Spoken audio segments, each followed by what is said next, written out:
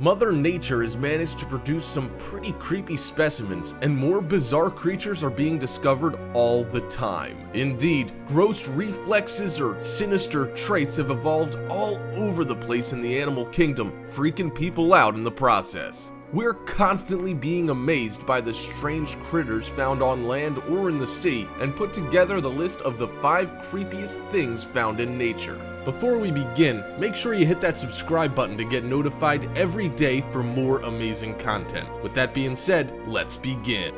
Number 5. Coconut crabs. Despite its relatively charming name, the coconut crab is anything but. The other names it goes by, the robber crab or palm thief, are a little more apt descriptions of this fearsome looking creature. It spends its time on land, being a terrestrial variety of crab. They can weigh up to 10 pounds and grow to a span of over 3 feet from one end to the other. These monstrosities are found anywhere the coconut palm grows, although it tends to get pushed out by human encroachment on their habitats. It inhabits its very own genus, being the only species included, which really sets it apart from other crabs, on top of it being absolutely massive. They're scavengers, feeding on mostly fruits and berries, but will also feed on other animals if it comes across something that's already dead. They'll basically pick up anything they come across, just in case it happens to be food. Their nickname of robber comes from this habit, with people observing that they will routinely take anything that's left lying around or otherwise unattended. When they're young, they use shells that they find lying around, slowly finding bigger ones to fit. When they reach adulthood, they end up growing a hard exoskeleton, negating the need for shells, which they then leave behind. They also have a type of lung which makes it impossible for them to breathe underwater for any length of time, although they do lay their eggs on the shore close to the edge of the sea. They then head back to the safety of land once again, with larvae spending about a month feeding on plankton before finding a shell and joining the adults. Once they pass their larval stage, they also can't swim, so they don't end up in the water that much. They're just not well suited to it at all. It's also worth noting that they can live up to 60 years by all reasonable estimates, making them incredibly long-living. They reach sexual maturity after 5 years. They also mate pretty frequently and do so many times throughout the year. Their size labels them as the largest terrestrial invertebrate in the entire world, meaning that they should be more prolific, but they're susceptible to being overrun by humans as civilization expands. Their only predators are other coconut crabs and people, meaning we're very much behind their lessened numbers in many places, with many people considering them to be poisonous, hunting them intensely. They locate their food by using their sense of smell, which is surprisingly keen and well developed. All of these peculiarities and their grotesque appearance add up to them being seriously creepy specimens. Number 4. Blanket octopus. The blanket octopus is undoubtedly one of the creepiest things found in the ocean, and that's saying a whole lot because the ocean is a seriously creepy place. It's filled with life that we'd consider to be completely alien in comparison to anything on land, and this freaky octopus really takes the cake. There are 4 distinct varieties of these, with their habitats ranging from surface waters to mid-ocean levels in warmer waters throughout the world. They all have some very peculiar habits and physiology, with a number of surprising tricks up their sleeves. The first one is that when they mate, they do so in a very peculiar way. We found it hard to believe when we first heard, but it seems that the male octopus will fill an arm up with sperm before actually tearing it off his own body. He then presents this severed arm to the female and sticks it to her. She then carries this arm around with her to help aid fertilization. That's not just creepy, it's downright disgusting. It's also pretty self-sacrificial on the part of the males, and it would be interesting to know if the act of ripping their arms out actually hurts them or if they're just too tough to show any weakness.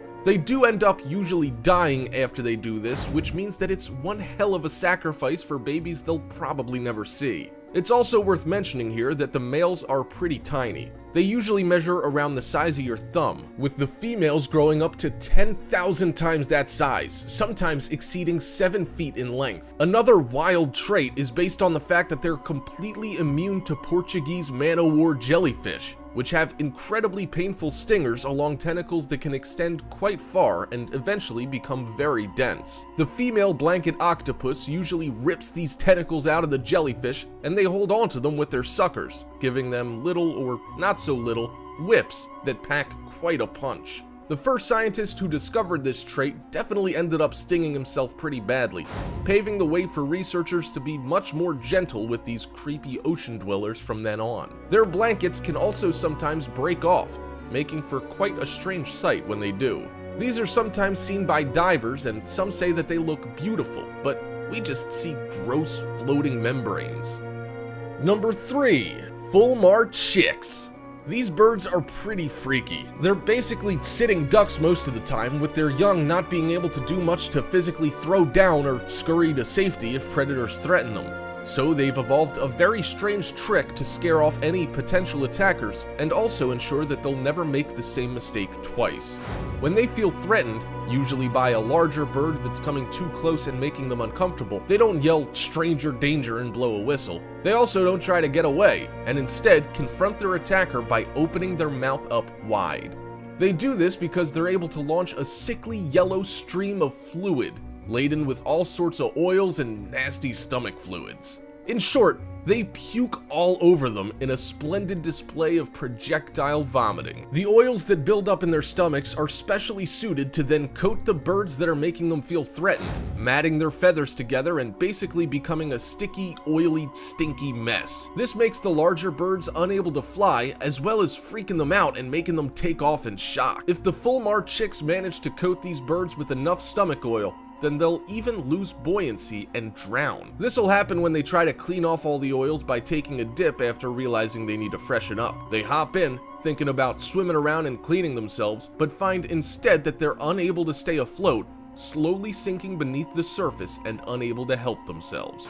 This is a pretty rough thing to have happen, and we're sure that some of the victims of the Fulmar chicks weren't even trying to be threatening and simply passing by. We'd never want to be around them for any amount of time, because the idea of being coated in their stomach contents mixed with a special solution of oil just doesn't sound appealing in the least. Even though they might cause some issues when startled, leading to undeserving victims, this defense mechanism is absolutely wild and really caught our attention. We know about animals puking when threatened, but they usually only do so as a distraction or gut reaction, with the Fulmar chicks adding a whole new element to the equation. Their approach is definitely effective, and we'd be surprised that a relatively innocuous bird was able to eventually acquire such an extraordinary trait.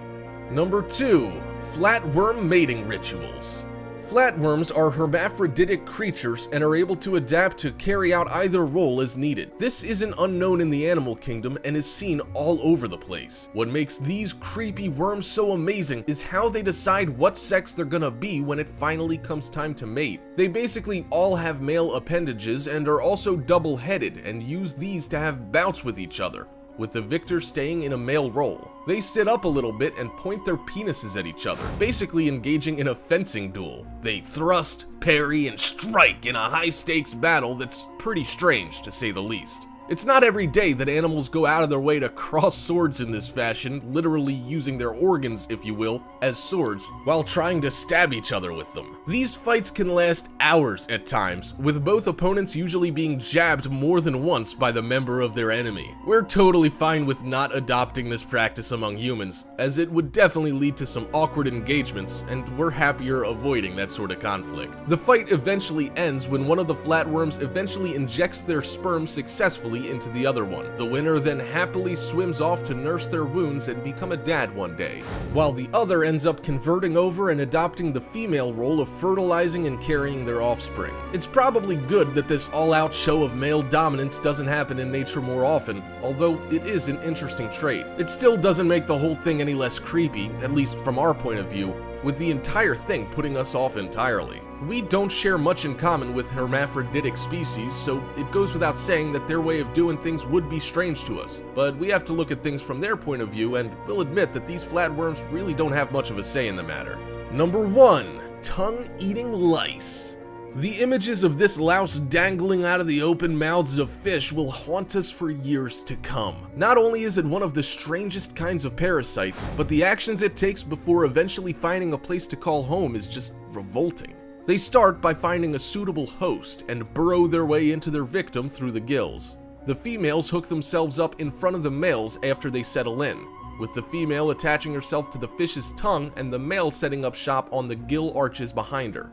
They're only around 1 inch long in total, making it easy for them to sneak around inside their host's body before finding their perch. The female then eats through the fish's tongue, eventually making it fall off before taking its place and acting like the fish's tongue for the remainder of its life. The tongue basically atrophies after the parasite does its thing and leaves a perfect stub for the fish to then latch itself securely in place. It seems that the parasites then do no more actual damage, happy to just sit there and pick up food, although some studies have shown that being without an actual tongue does cause the host fish to end up underweight compared to its counterparts who remain parasite-free. These things are found all over the world, although they're not a big enough issue to start panicking about just yet. They really don't mess with people, although they can bite if handled with bare hands. We did, however, feel that we should mention a lawsuit that was filed in Puerto Rico that found snappers in a supermarket chain were infected with tongue-eating lice, potentially causing one customer to become ill after accidentally cooking one up.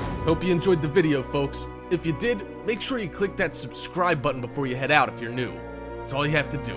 Come on, just click it. I know you want to. Oh, and if you enjoyed the video, drop a like. I heard it gives you superpowers in the future or something. Thank you so much for watching, and I'll see you on the next video.